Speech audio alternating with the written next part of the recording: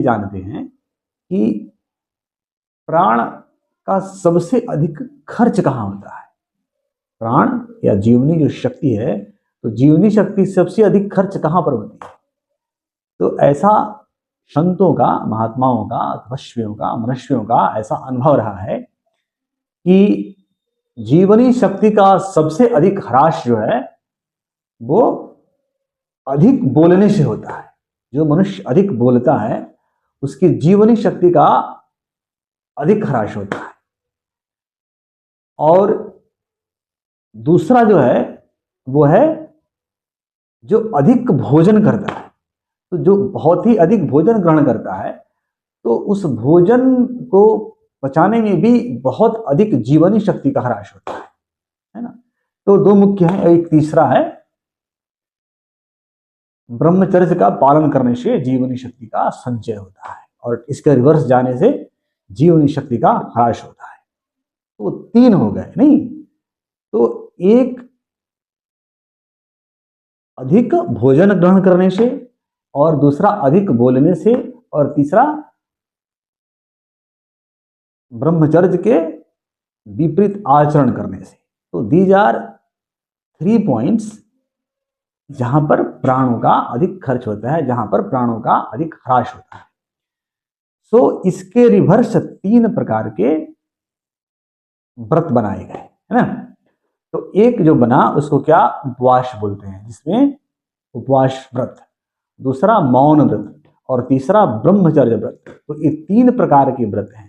तो तीनों को आप चाहें तो इंडिविजुअली एक एक व्रत का अभ्यास कर सकते हैं। जैसे उपवास व्रत जिसमें एक निश्चित समय के लिए आप भोजन का त्याग कर देते हैं, तो उससे क्या होता है, भोजन को पचाने में, भोजन के रस को शरीर में संचारित करने में जिस प्राणों का खर्च होता है वह प्राण संचय हो जाता है सर्टेन पीरियड के लिए अगर करते हैं तो। और वह प्राण शरीर में जो भी थोड़ी बहुत माइक्रो लेवल पे जो प्रॉब्लम्स आए होते हैं तो क्या है, उनको वो हील करता है। अन्नमय कोश की शुद्धि हो जाती है उससे। और दूसरा मौन व्रत।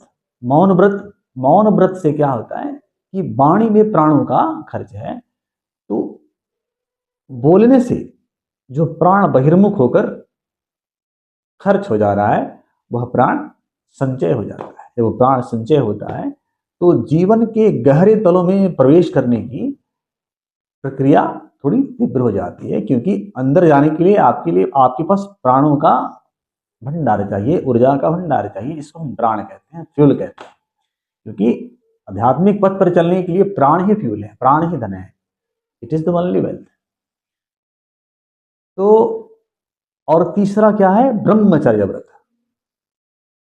तो अब इन तीनों को तुम कंबाइन कर दो अगर, कि उपवास व्रत, मौन व्रत और ब्रह्मचर्य व्रत, तो combining all 3 together it becomes a great तपश्चर्या। ये क्या होती है, एक कठोर जिसको बोला जाए या एक तीव्र तपश्चर्या हो जाती है।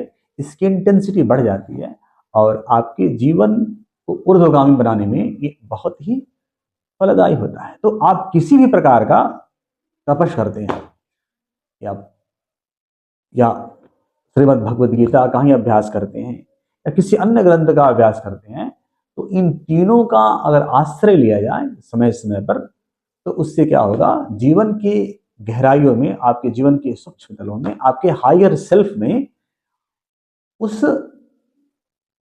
ग्रंथ का जो मैसेज है, उस ग्रंथ का जो वाइब्रेशन है, उस ग्रंथ की जो ऊर्जा है, उस ग्रंथ की जो चेतना है, आपके अंदर प्रवेश कर जाएगी। और उस ग्रंथ का, जैसे श्रीमद् भगवद गीता है, श्रीमद् भगवद गीता भगवान श्री कृष्ण ने कहा है, तो भगवान श्री कृष्ण के प्राणों का प्रवेश आपके अंदर होने लगेगा। हरे कृष्णा। बंद कर दो बाबू, बंद करना इसको, देखो तो कैसा बना है।